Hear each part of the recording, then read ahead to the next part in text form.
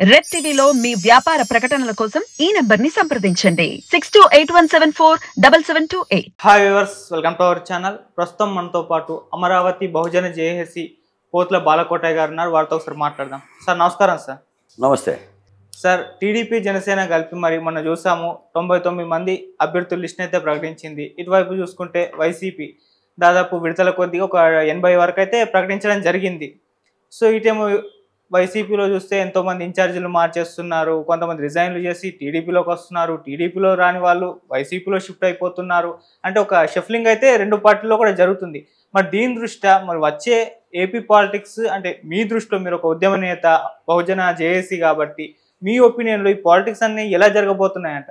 ఆదిత్య గారు ధన్యవాదాలు. సాధారణంగా ఏ ఎన్నికల్లోనూ జరిగే ప్రక్రియ ఇది. పార్టీల తర్వాత అభ్యర్థులు నిర్ణయిస్తారు. అవును. ఒక్కసారిగా 175 మంది ఒకేసారిగా అభ్యర్థులు నిర్ణయిస్తే ఆ పార్టీ మునిగిపోతుంది, గల్లంత అయిపోతుంది. అవును. ఎందుకంటే దఫాల వారీగా ప్రకటిస్తుంటేనే మంటలు వస్తుంది. ఒక్కసారిగా ప్రకటిస్తే తట్టుకోలేవు. ఆ పనిలో భాగంగా జగన్మోహన్ రెడ్డి గారు కూడా 4 దఫాలుగా దాదాపు ఆయన 100కు పైగా ప్రకటించాడు. అవును. మొన్న చంద్రబాబు నాయుడు గారు, పవన్ కళ్యాణ్ గారు ఆధ్వర్యంలో 90+5 దాదాపు 99 అభ్యర్థుల్ని ఉమ్మడి పొత్తులో భాగంగా ప్రకటించారు. అవును. అది మీరు ఇప్పుడేదో అన్నారు, ఇక్కడ వాళ్ళు అక్కడ వేస్తున్నారు, అక్కడ వాళ్ళు ఎక్కడ వేస్తున్నారు, ఇక్కడ వాళ్ళు ఎక్కడెక్కడో వేస్తున్నారు. అంటే ఈ రోజున ఏంటంటే రాజకీయాలు లేదా అసెంబ్లీ ఎన్నికలు ఒక అభ్యర్థి అనేది వాడు స్థానికుడా, అక్కడ వాడేనా, అక్కడ ఊర్లు తెలుసా ఆయనకి, ఆ పల్లెల్లో జనం తెలుసా, పోనీ ఈయన అక్కడ పుట్టి పెరిగిండా, పోనీ వీళ్ళ నాన్నగారు పుట్టి పెరిగిండా, వీళ్ళ తాతగారు పుట్టి పెరిగిండా, ఆ నియోజకవర్గంలో ఎన్ని మండలాలు ఉన్నాయి, ఎన్ని గ్రామాలు ఉన్నాయి, ఆ నియోజకవర్గ ప్రజలకి ఏం అవసరం, వాళ్ళ ఉపాధి పరిస్థితి ఏంటి, త్రాగునీటి సౌకర్యాలు ఏంటి, ఇవన్నీ చూసే పరిస్థితి లేదు. అవును. ఇవన్నీ చూసే పరిస్థితి లేదు. జగన్మోహన్ రెడ్డి గారిని చూసి ఓటేయండి, ఇటు తెలుగుదేశం పార్టీ చంద్రబాబు నాయుడు గారిని చూసి ఓటేయండి. ఇప్పుడు రేపు పని ఎవరు చేయాలి? గెలిచిన తర్వాత జగన్మోహన్ రెడ్డి గారు చేస్తారా? నియోజకవర్గంలో ఎమ్మెల్యే చేయాలి కదా. అంటే ఎమ్మెల్యేని చూసి ఓటేయనక్కర్లా, అధినాయకులు చూసి ఓటేయాలి. అంటే రేపు వాళ్ళు వస్తారన్నమాట. రేపు ఏదైనా పెళ్ళి అవ్వట్లేదు, ఏదన్నా పోలీస్ స్టేషన్లో కేసు పెట్టినా కూడా ఆ నియోజకవర్గ ప్రజలు జగన్మోహన్ రెడ్డి గారి దగ్గరికి వెళ్ళాలి. మరి ఆయనే కదా, ఆయన చూసే కదా ఓటేసేది. అలా అయిపోయింది. కాబట్టి రాజకీయాలు ప్రజల దృష్టిలో మరుగుజ్జులా కనిపిస్తుంది. అవును. అంటే నీకు నాకు తేడా లేదు అన్నట్టుగా ఉంది. సహజంగా రాజకీయాలు ఒక మాట ఉంది, అన్నీ ఆ చెట్టు పక్షులే, ఆ గూటి కొంగలే, ఆ తాను గుడ్డలే అంటుంటారు. అవును. అంటే నువ్వు చేస్తున్న పనికి నేను చేస్తున్న పనికి తేడా లేకుండా పోవటం. ఇప్పుడు ముఖ్యంగా ఏంటంటే ఆంధ్ర రాష్ట్రాన్ని కాపాడుకోవాలనేది మా ఆనందం. మా గోలంతా ఏంటంటే రాష్ట్రాన్ని కాపాడండి. ఎవరు చెప్తున్నాం? ప్రతిపక్ష పార్టీలు చెప్తున్నాం. ఆ కాపాడుకునే వాళ్ళు బాధ్యతగా ఉండాలి. తప్పులు చేసిన జగన్మోహన్ రెడ్డి గారి బాధ్యతగా ఉండాల్సిన పని ఏం లేదు. ఆయన బాధ్యతగా ఉంటే రాష్ట్రం అట్లా ఉండదు. ఆయన గారి దగ్గర బాధ్యత లేదు కాబట్టి ప్రతిపక్ష పార్టీలు బాధ్యతగా ఉండాలి. బాధ్యతగా ఉండాలంటే వీళ్ళ మార్పు కనిపించాలి. అవును. సాధ్యమైనంత వరకు ఆ ప్రాంత ప్రజల మన్నిక, మచ్చిక, ప్రేమ, చొరగొన్న వాళ్ళకి సీట్లు ఇచ్చుకోవాలి. మీరు గుర్రాలను ఇస్తారు, గుర్రాలు పరిగెత్తడానికి కాళ్ళు ఉండాలి కదా. ఆ గుర్రానికి ఉండాలి కదా కాళ్ళు. అవును. దేన్ని పడితే దాన్ని ఇస్తే పరిగెత్తదు కదా.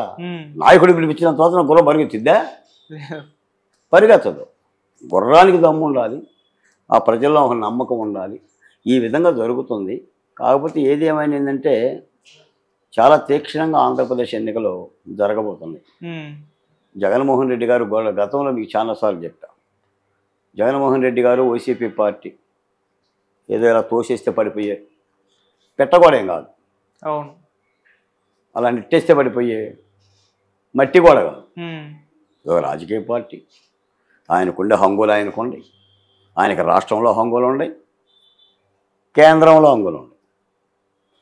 ఆయన చెప్పడానికి డబ్బులు లేదని చెప్తాడు, మీడియా లేదని చెప్తాడు, నాకు ఎవరో లేరని చెప్తాడు, కానీ అందరూ ఆయన దగ్గరే ఉన్నారు. అవును. మరి అటువంటి వ్యక్తిని ఓడించాలంటే ప్రతిపక్ష పార్టీలు 2019లో చేసిన పొరపాటు చేయకూడదు. ఇప్పుడు మీతోనే చెప్పినట్టున్నా, మీరు ఉంగరాన్ని బెడ్రూమ్లో పోగొట్టుకొని వరండాలో ఎత్తుక్కోకూడదు. అవును. ఎక్కడ ఎతకాలి? బెడ్రూమ్లోనే ఎతకాలి. వరండాలో పోతే వరండాలో ఎతకాలి. అవును. 2019లో ప్రధానమైన ప్రతిపక్ష పార్టీలు ఏం తప్పులు చేసినాయి? సమీక్షించుకోగలగాలి. సమీక్షించుకుంటే ప్రజలు చూస్తారు. లేదు నేను వరండాలోనే ఎతుకుతాను అన్నాం అనుకోండి, ఆ ఉంగరం బెడ్రూమ్లో ఉంది, దొరకదు. వీటిని చారిత్రక పొరపాట్లు అంటారు. వెరస ఏమవుతుంది? రాజకీయ పార్టీలకు నష్టం ఉండదు. ఒక రాజకీయ పార్టీ ఓడిపోతే, ఒక రాజకీయ పార్టీ గెలిస్తే ఓడిపోయిన రాజకీయ పార్టీకి నష్టం ఏంటి? నేను మిమ్మల్ని అడుగుతున్న ఆదిత్య గారు, ఏంటి ఓడిపోయిన పార్టీకి నష్టం? 24 కాబట్టి 29లో ఎన్నికలు ఉన్నాయి. 29 కాబట్టి 34లో ఉన్నాయి. ఎవరు నష్టపోతారు? ప్రజలే. రాష్ట్రం నష్టపోతుంది. 5.5 కోట్ల మంది ప్రజలు నష్టపోతారు. దీనికి ప్రాయశ్చిత్తం ఎవరిది? చట్టసభల ప్రక్రియలో ప్రతిపక్ష పార్టీలది. ఓడిపోతే ప్రజలు తప్పు చేసినట్టుగా. సాధారణంగా నేను చిన్న డిబేట్లో ఉన్నాను, జగన్మోహన్ రెడ్డి గారికి ఓటేసి ఆంధ్ర రాష్ట్ర ప్రజలు తప్పు చేశారు అని అంటుంటారు. అసలు ప్రజలంటే కనీసం వాళ్ళకు ఓటర్లో దైవము, ఒక నిర్ణేతలు అనే ఒక సంస్కారం లేని వ్యక్తులు అంటారు. మరి ఎవరికి వేయాలి ఓటు? నీ మధ్య నా మధ్య యుద్ధం జరుగుతుంది, ప్రజలు ఆశీర్వదించాలి.